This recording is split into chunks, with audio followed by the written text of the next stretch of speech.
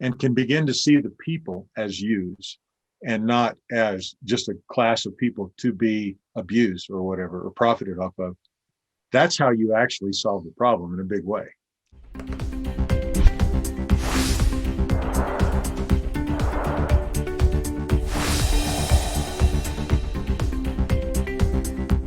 But there's an expression, and I'm re-challenging all the expressions that I think about with understanding God better. But there was or is an expression, hate the sin, but love the sinner. Yes. Is that still valid, do you think, with our new way of looking at things? In other words, you could hate the sin that the group is built around, but love the individuals that are involved in that group. So I read an interesting article about that last week as I was thinking about some of these things. And this particular person advocated that the church give up on using that phrase. Okay. And his reasoning made some sense to me, and it mirrors mine a lot. We don't usually say that about people that we can tolerate their sin. So almost nobody says that about people that overeat. And almost nobody says that about people that gossip. We say it about people we want to put in a group. And I think that his observation in that article was correct. So what about traffickers, for example, sex traffickers? Right. As a group, we love the group of them? No, I don't know that we can love a group of people.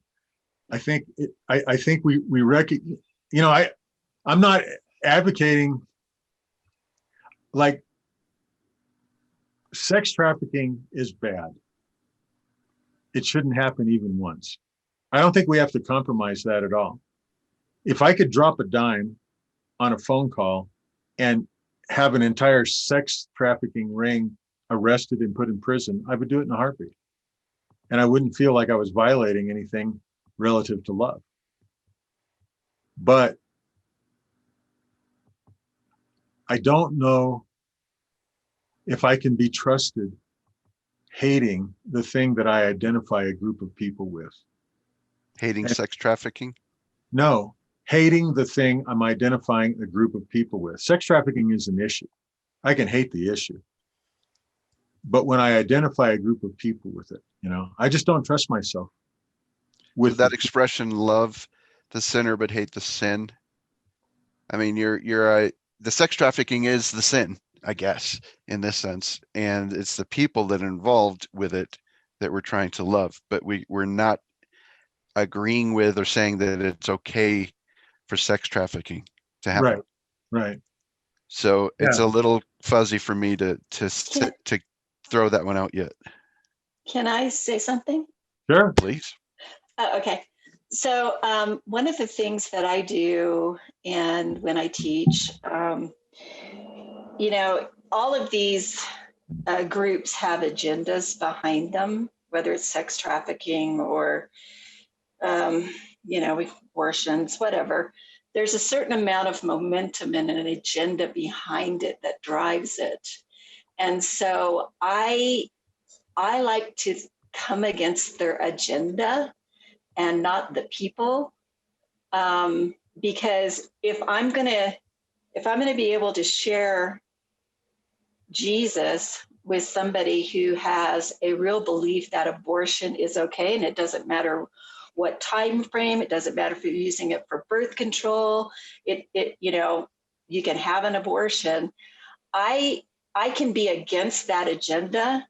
But if I want to share Jesus, or I want to share love, or I want to share, reality with that person, I have to look at them as a person and not the agenda that drives the group.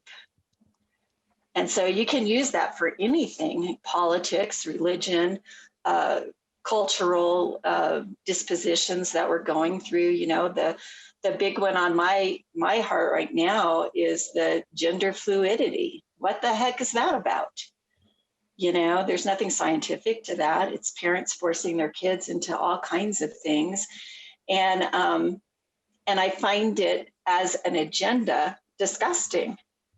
But we're still saying, or at least I'm still hearing the idea of not, I'm using the word hate, maybe it's too strong, but hate the sin and love the sinner. I'm not ready to throw that one out yet, because everything right, I've heard. I can see that. Yeah, I can see that. Everything I've heard For so sure. far doesn't really seem to go against it.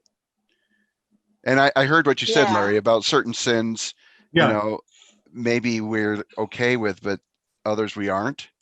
And that's where the difference comes. But, you know, because like I said, I'm trying to reevaluate everything that I've thought over the many years that I've been a believer, that now I believe some of those aren't quite right. And this is one of those, I guess. You know, I would rather see some new expressions try to frame the same idea.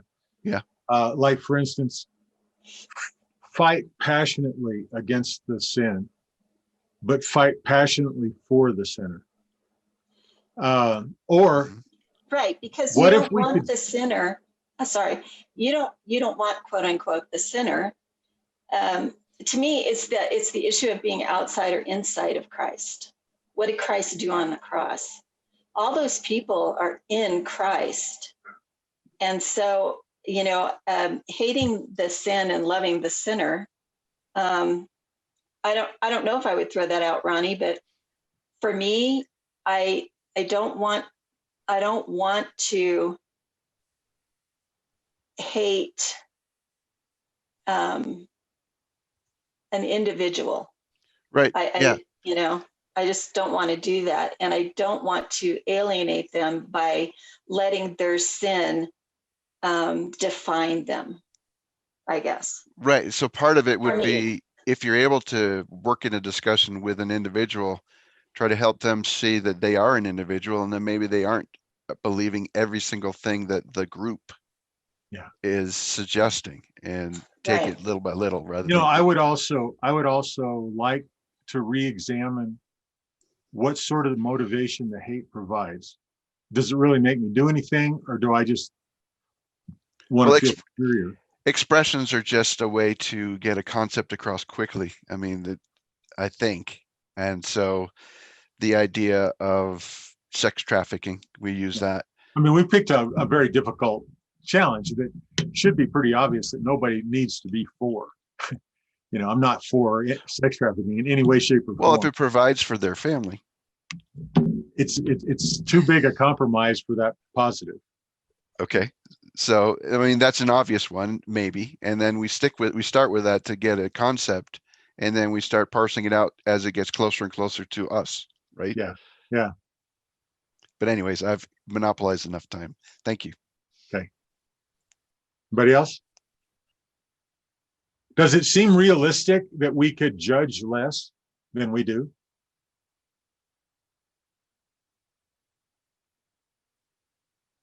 Yes. I found, all right, I'll monopolize some more. I found the ability to judge less by just understanding that people have different facts. And so I can actually let them be what I call crazy and not be so angry at them, because they're acting on certain facts that I don't believe in. And so that allows me to get to another place where I can actually love them more and assume they actually have good intentions based on erroneous facts. Yeah. And that's another way to judge less, I think. The contrast I see in the story that we talked about tonight is that the Pharisees and the scribes couldn't see the woman because they saw the judgment. They saw her through the eyes of judgment. Jesus refused to be baited into the dealing with her sin. He never disputed it. Matter of fact, he said, "Go and sin no more." So he acknowledged that what she had been doing was sin. But he refused to be baited into the focus on that, and that left him free to actually see and know her. And I think that that created some transformation in her. Whereas I don't think that the Pharisees' approach to it had the possibility of creating transformation except transforming her from being alive to being dead.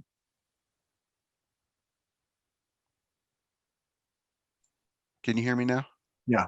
I think your point of pointing out that she was addressed with a respectful term was actually empowering to her. Mhm. That's actually a big part of it. It's not just forget about the judge, but actually bring focus back onto who you really are from God's perspective. Anybody else? Hey, Larry. Yeah. I was thinking about the judgment part of it. And I think of human nature, our automatic response is to make a judgment, good or bad.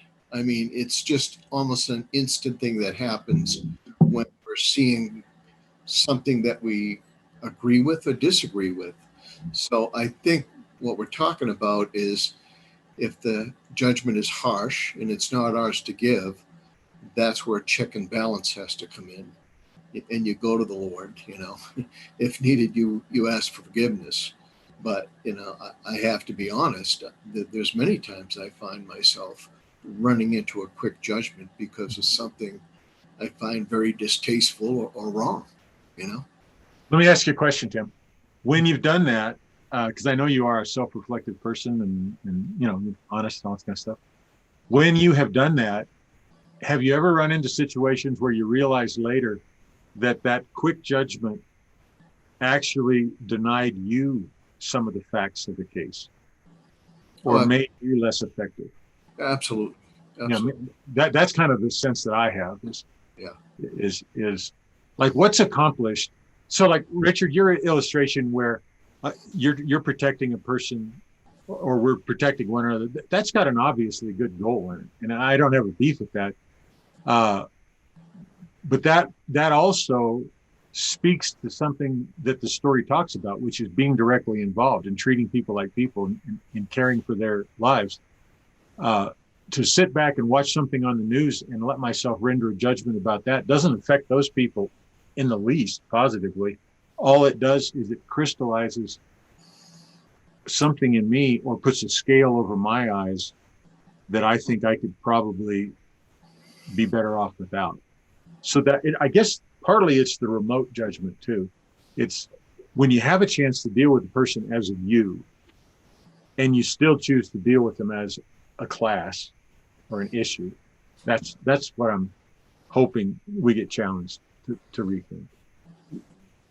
We make judgments constantly throughout the day. And a lot of those are protective judgments to protect us from whatever it may be. And I think that's a God thing, because God doesn't want us to hurt, but not that we can't challenge those judgments later on. Such as an individual we come across, immediately I might throw up a wall because there's something there that reminds me of something. I mean, it might be something that I need to look at within myself to see if that's causing something I need to clear up in my life. But it may also be something that, okay, this individual wants to take advantage of me, so I'm not gonna give him the information that he needs or whatever it may be. Sure. But judgments. I mean, we make them constantly without even knowing it, daily. I think even questioning the validity of all of our own judgments, or even having the capacity to question those and go, whoa, let me back up a little bit from this one, is a step in the right direction here. I know there's not an easy answer to this, and there's not this Pollyanna kind of just don't judge. That was kind of a simplistic statement. But if we could get in a situation where, of course, we're not talking about making a judgment, should I go left or right, or is it safe to cross the road? That's not what we're talking about. That's not a moral judgment. That's not to stand on the corner and go, is it safe to cross the road? That is not setting a judgment against someone like Katakrina means. setting a judgment from somebody is fixating on something about a person and then making a charge against them in your heart.